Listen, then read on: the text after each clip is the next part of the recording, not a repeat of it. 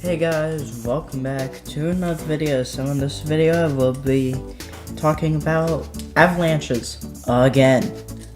So if you see a beware avalanche danger, make sure to first of all listen to the signs. Don't go past any barriers if there are any. If you are in an avalanche in a car, stay and turn off the engine. And make sure just going there you have an emergency kit. So make sure to get the avalanche forecast, get the training, of course, and get some gear, a transceiver, and a probe which to give your buddies a general idea of where you are.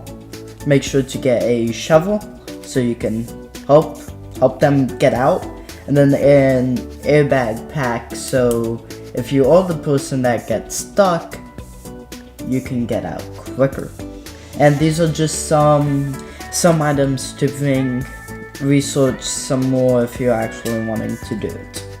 And some avalanche warning signs or evidence of previous slides, cracks forming in the snow, strong winds and or blowing snow, heavy snowfall or rain in the past 24 hours, significant warning.